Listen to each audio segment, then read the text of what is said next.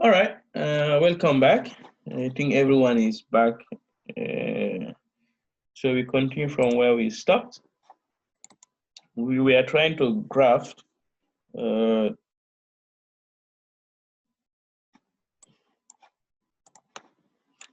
okay, we have 15 people back. So we have our total cost. Uh, total cost function. Then let's have the other side as average cost.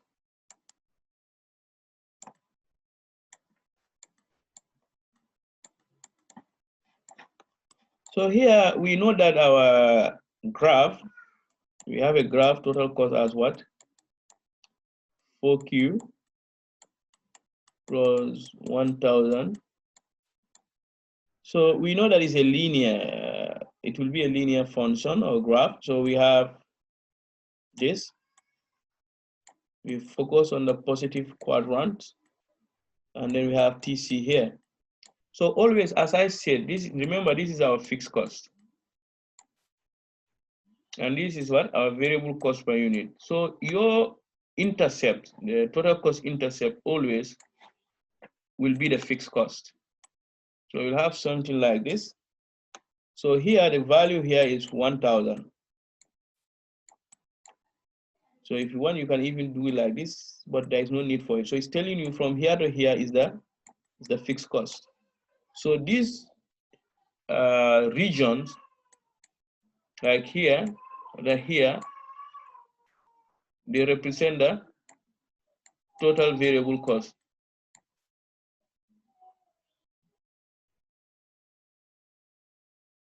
Okay. So now we have our total cost. Always the problem is the average cost. But remember, our average cost, we have it. It's more about intuition. You know, it's more about intuition. You keep asking yourself, what happens to average cost when the quantity increases? So we have 1000 over quantity, then plus 4. And this 4 we all know is the variable cost per unit. So when you are drawing average cost function, we have this. Then you have the quantity and you have the average cost on the vertical axis. First, I always advise draw your variable cost. Let's assume that this is 4 and this is it. So draw it in such a way that as the quantity is increasing, it will be shaded like this. The average cost will be reducing, but it will never touch or cross this 4, which is your variable cost per unit. So what is telling you that when this quantity is increasing, the average cost will be reducing. But of course, if you are going like this, but when you are coming like this, the average cost will be increasing. So first you have to determine your variable cost per unit. You draw it there, then you just reduce it. So what is telling you that as quantity is increasing, average cost and variable cost, they will be approximately equal. Average cost and variable cost per unit. The more quantity you produce, the closer the average cost will be to the variable cost per unit. That's the economic interpretation of this. So the more you produce, the more your average cost will be like your variable cost. Average cost will behave, it will take the pattern, it will behave like a variable cost, the more output you produce. So that brings us to the end of the question. If you have any comment, observation, or question, you can go further. We have seen total revenue function. Now we have seen total cost function. Now the next step is we bring them together into one graph. If we bring them together in one graph, what can we learn from it? This is what we will take up next. So if you have a comment, question, the floor is open. Yeah, Mr. Ture, Yes. you talked about the economical interpretation. Okay. Yeah, that's what I want to know for the average cost. Okay. So what I'm trying to say, you understand? We go further. You see, this is we have average cost in this question is what 1000, not so. Yeah. Over the quantity, then plus 4. And we know this 4 is what? 4 is the variable cost. It's a variable cost per unit. That is the how much we spend on each quantity we produce, or each service we render, the cost we incur by every unit. So average cost is how much we spend on all the costs. So average cost involves both fixed cost and variable cost, not so. But here is only the variable cost we are looking at. So if a farm produces more and more, the more you produce, the more this average cost looks like the variable cost. So in the long run in economics, your average cost, if you are efficient, should be similar, looks like your variable cost. And if it looks like your variable cost, then your profitability will increase. So the more you produce, because look at this is your fixed cost, this 1,000. So the more you produce, the more your fixed cost is going down. So when you talk about average cost, always the focus should be here, this expression. Look at it, what happens to it, this expression, the one I circle in green. What happens to it if output or the quantity is increasing?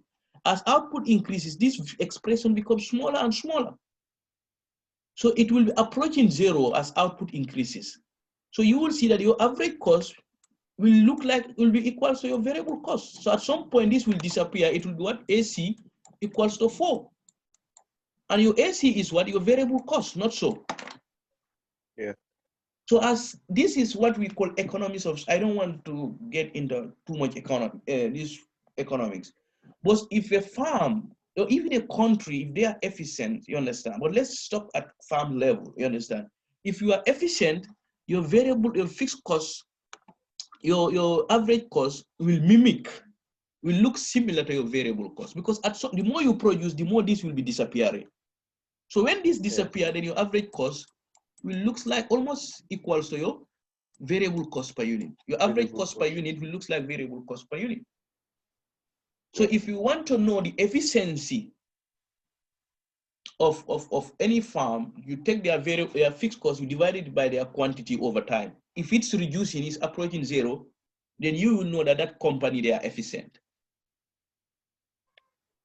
So if you go to the cost department of any, let's say, any company, QCell, Comium, or something like that, I'm sure that their cost accountant, they will be looking at this a lot. So this is what it means. So if you look at the graph, it's even what it's telling you. As this quantity is increasing, you see AC is approaching the variable cost. Yeah. So these are something, that's why I said that this course, it requires a lot of things. You need to take your economics class first before this course. You should have taken calculus or maths 2, some people call it, or maths 1 in some universities before you take this class, because this is purely application. But what I have done so far is I am teaching economics, business, and other stuffs. And I think this is the best way to approach it, because if I just want to go into the application, I think it will cause a lot of problems. So always know that an efficient farm, as the quantity is increasing, their AC, this will disappear. So when you are looking at average cost, the focus should be here. You ask yourself, what happens to this expression as quantity increases? You will realize that as quantity increases, this expression will become smaller and smaller and smaller. And as it becomes smaller and smaller, then it will be approaching this number, which is the variable cost per unit. Okay. Any other question?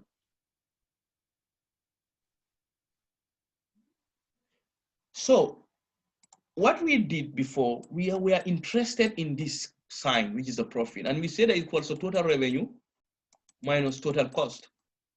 But before we focus on profit, we need to understand the total revenue, how we drive it, the function of it, and some of the characteristics, which we just did. Then from there, we looked at the function, total cost function. We talked about total cost, we talked about average cost. So now that we have all this in place, we have these tools in our toolbox, the next thing, what we need to do, let's bring them together. in one graph. Remember, when we did total revenue, it looks like this, right? Then we have the quantity. When we did the total cost function, it looks like what? We have this. Then we have fixed cost here. So now we want to bring these two together. So this is our next step. So what we are doing, we are methodologically trying to find profit function, understanding its components. So this will be our next target. Now we have profit here equals to total revenue. I hope the writings are clear. I'm writing in green. Then we have total cost. This is the. So we looked at total revenue. When we looked at total revenue, the graph looks like what? This. So we have something like this. When we looked at total cost, the graph looks like this. So remember that what we are saying is this minus this, that will give us a profit function. So a profit function typically will look like a revenue function. So this is profit function, and this is total cost function, and this is total revenue function. But before we come here, let's look at when we combine this and this, how do they look like? Obviously, it will look like this. Then we have something like this. So we will focus on a graph like this. That is, we bring the total cost and total revenue function together. Then from there, then we look at profit function. Then we call it a day for today. Okay, so let's look at this total revenue and total cost function in one graph.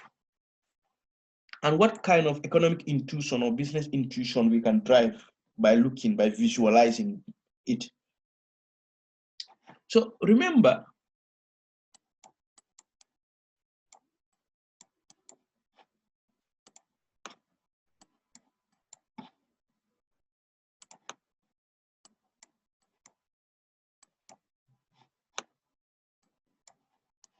so first, let's have our very horrible when it comes to drawing these graphs. So we have here on the vertical axis, both total revenue and total cost. So remember, this was our total cost function. It looks like this. So here, then we have our revenue function like this. So sometimes you'll be asked to bring total revenue and total cost function. So now we looked at this place. It's a very important place. You know what? Let me erase this so that and redraw it.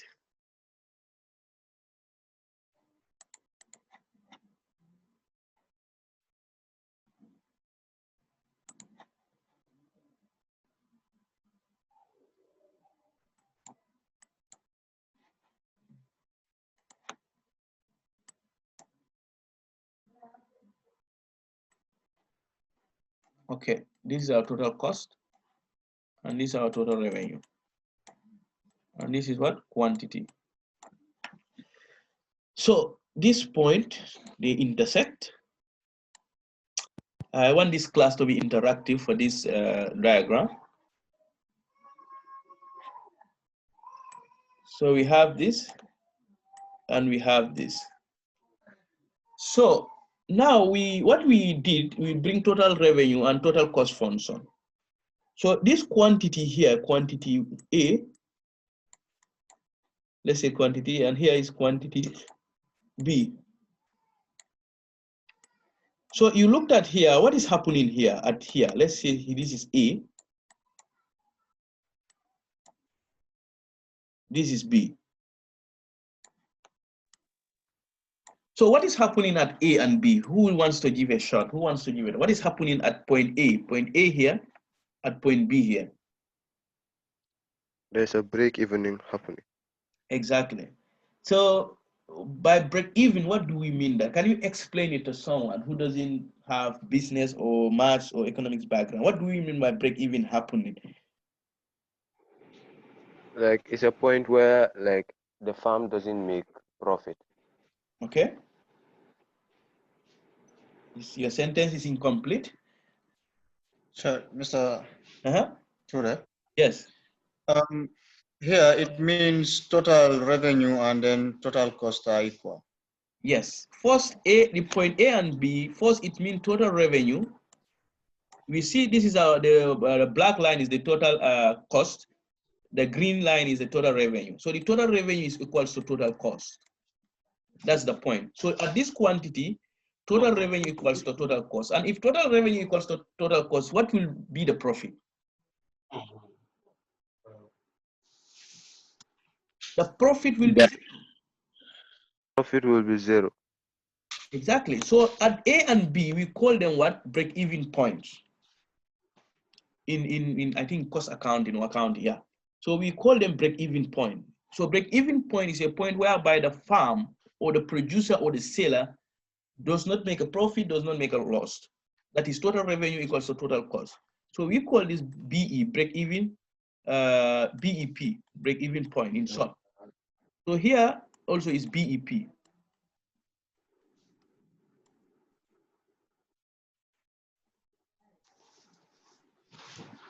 So it's a point whereby neither profit nor loss is made, but between A and B is the level of production where there is a profit. Because if you look at from A to B, you will realize that the total revenue is greater than the total cost, not so. So from A to B, this is the level or is the range or the interval where we have profit is what? Is equals to zero. That is profit, we make a profit. But before A, you realize that total cost is greater than total revenue. So there is a loss here in this area. So before A, this is a loss-making zone. Loss. From here to A is a loss-making zone. After B, quantity B also, point B, here also is a loss-making zone. So the only zone or interval where profit is made is between A and B. Remember, we bring total revenue and total cost in one graph. So from here, it is just from here up to here where profit is made. So after B, at B, let's be specific. At B, we don't make a profit or loss. That is quantity B here. That's the break-even point.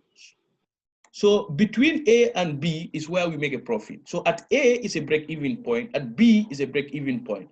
But between A, remember I said between A and B, the word between is where profit is made. But after B, then we are making a loss because total cost is greater than total revenue. This is our total cost, which is greater than our total revenue. But before A, we also realize that total cost, which is this, is greater than total revenue. So it is only here, this portion between A and B, whereby total revenue is greater than total cost. So at this area here, we realize that total cost is greater than total revenue, so we are making a loss. So here, total cost also is greater than total revenue, and we are making a loss.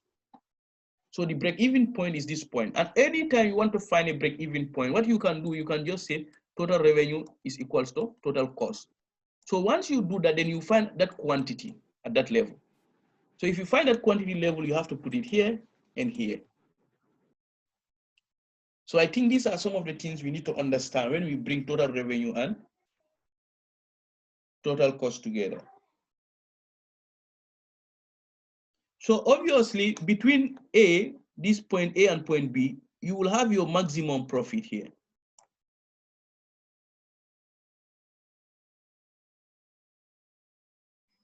So we have that, but the most important thing is to know this. When you bring total revenue and total profit together, you should be able to calculate the break-even point. And you have a graph like this and the total cost. So this point is important for you to locate it. And at what quantity? So to find that one, what you do, find your total cost function, you find your total revenue function, you equate them, then you find the value of quantity at that situation. So it's important. So once this region, the profit making region, there is a profit making region, which is from here to here, from A to B. But beyond B, you are making a loss. Less than point A, you are also making a loss. So between A and B also, you also search for a point whereby the profit is maximized. So because you just have to find your total revenue function, total cost function, you equate them, you find your break-even quantities. So if you find a break-even quantity, they might even say that what is the total revenue or total cost at break-even quantity. So what we will do now, we will take another example, which I think everyone should really, we should pay attention, because it will bring everything together, what we have seen so far. Total cost, total revenue, and the profit. So let's go there. We have done total cost, total revenue function. So you can even take it an assignment and try to do it and construct this graph. So to construct it is very, very simple. Equate your total revenue to your total cost. Then you find that quantity. So the quantity value you will have will be your break-even point. So that break-even point, if you want to know here, the value of total cost, or here, you just substitute that number into the total total cost and total revenue function. You should be fine. So let's take a very typical example whereby all what we have learned so far is this session, we bring it on board.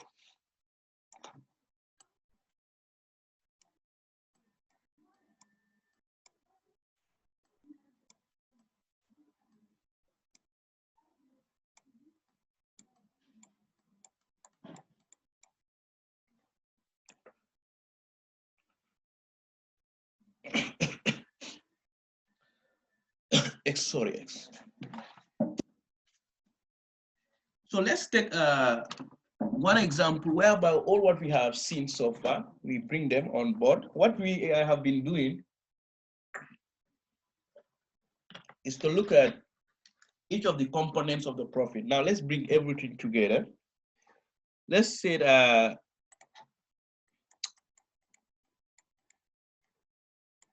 sometimes we can calculate something, but the intuition is very, very important. That's the objective of this course. It's not about just calculating, having numbers. You should be able to explain it to to even a layman what those numbers. If you can calculate numbers but you can't explain them, you cannot give them the real world meaning, then still now we will have some learning to do. If fixed costs are,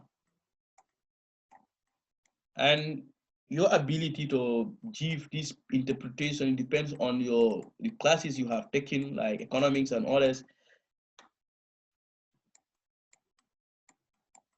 So it requires a lot, this course. You have to be good in mathematics, you have to be good in economics, and you have to be good in even in business courses like accounting and others.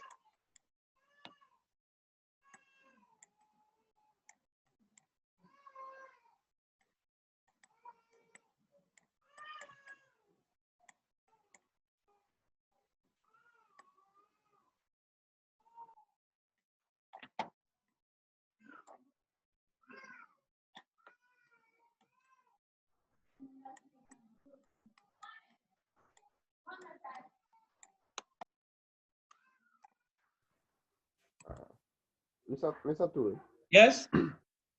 variable cost per unit. I don't understand after that. And no, the variable cost per unit is one. It's $1. Let's say $1. Okay, it's one. Yeah, this is one, please, huh?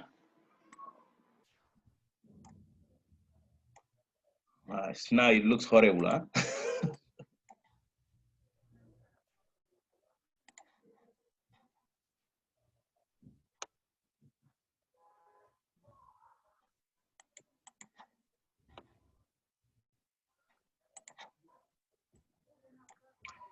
Okay, it's one, huh? And the demand function is P equals to 10 minus 2Q. So now we are tasked to do many things here.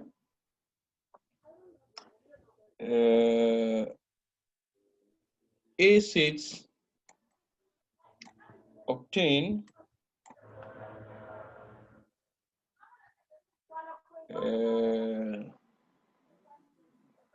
profit function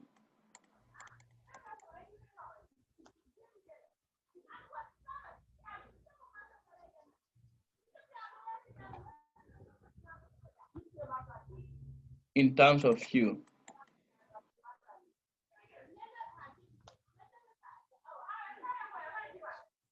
And B says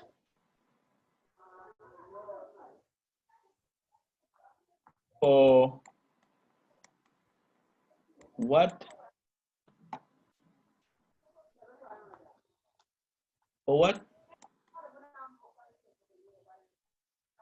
values of Q does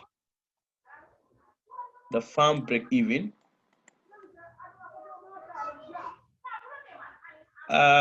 Someone, the noise is coming. Can you mute yourself? At least maybe we have only one class to say bye-bye to this Zoom stuff.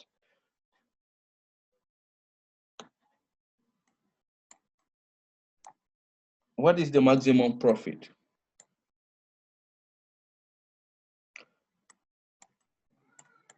What is the maximum profit? Let's even add A, B, C, D.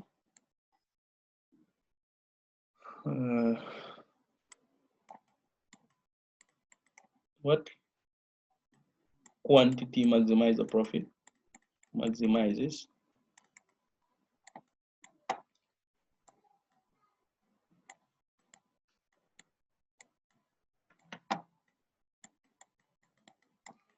all right, so this is a typical question that have all what we have. Obviously, anytime you are asked, the question A asks us to calculate what the profit function or to drive profit function. So anytime you are asked to drive profit function, obviously, whether you like it or not, you will deal with total revenue and total cost functions. So please, guys, just give me 5 seconds. I will be back.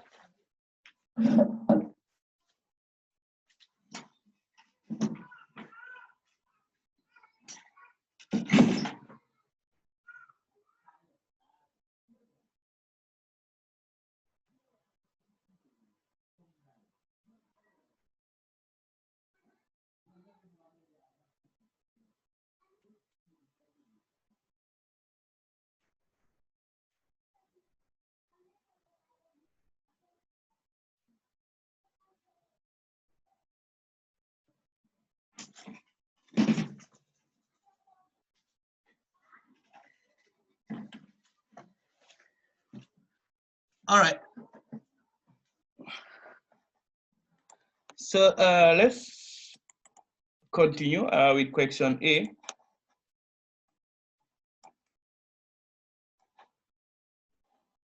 So the question A asks us to find the profit function. Obviously, you have to deal with total revenue function and total cost function. We have to drive them.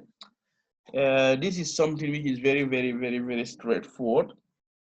So all what we need to do is to drive this. We know the formula. We know that the total revenue is equals to price times quantity. So we have this total revenue is equals to priced. We know our price already is given to us in the question, which is this. This is our price. So which is what 10. It's what 10 minus 2Q times the quantity, the price times the quantity. So ultimately, total revenue will give us what? 10Q minus 2Q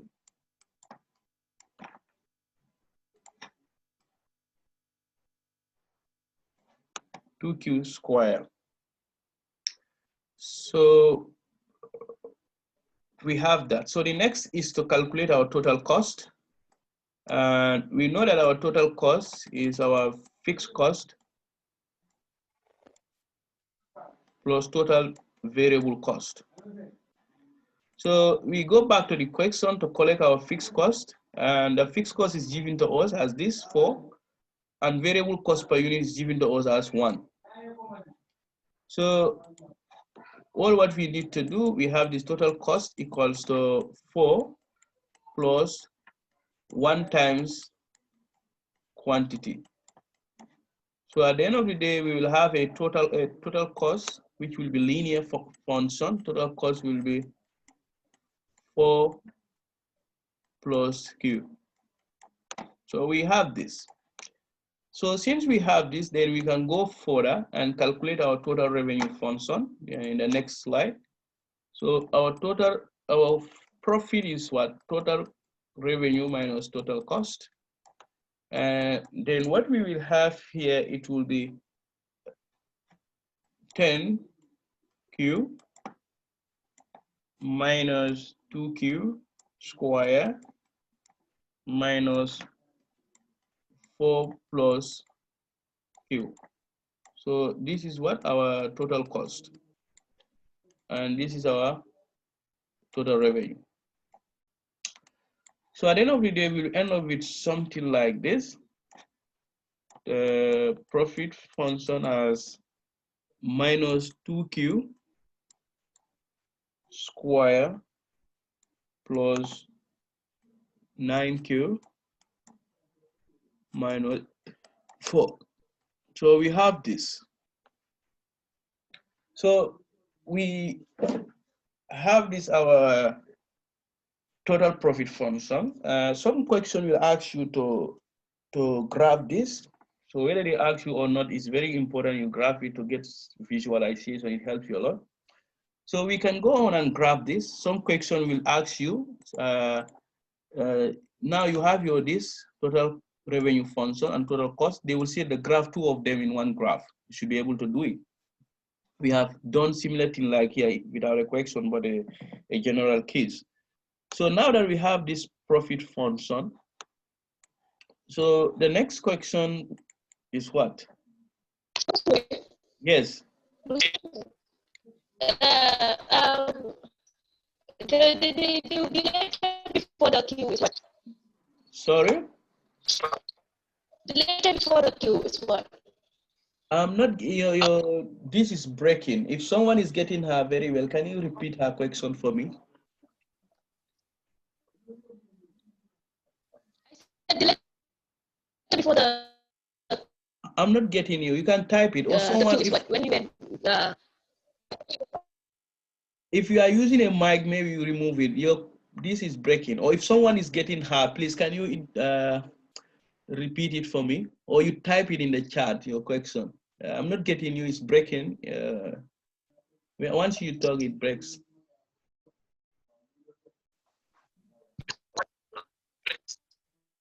You can just type it in the chat.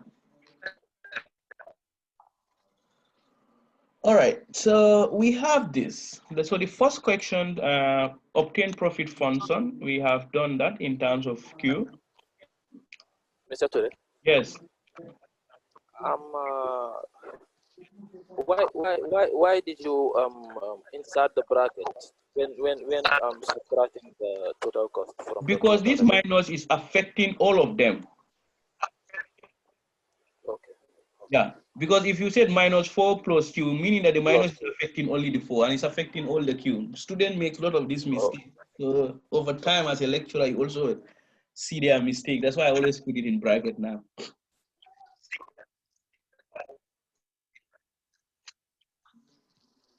So you can type your question. I don't know, for some reason, when she talks, I'm not hearing her well. Okay, I think she sent a question.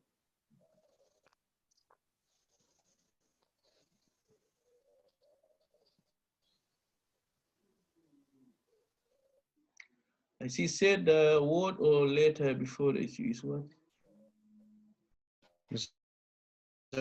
Get that very well. The word or letter before the Q. What it means.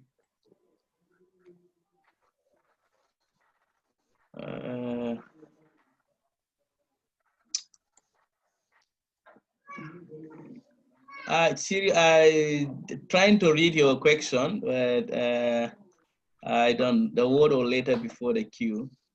What in the function? The word or letter.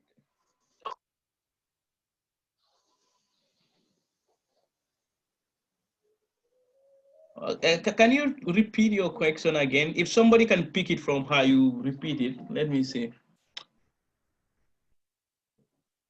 In the function here, can you hear me now? Yeah, what did you do now? No, in the function here, where you have the 2Q square plus, Okay. before you have the Q, what is This one. this one now? Is it this one you're The talking second about? This one. is 2. So after I said when you already simplify it, The last one is minus 9. 2Q. This one. It's 9Q minus 4. This is 9Q minus 4. Oh, okay. Is that okay now?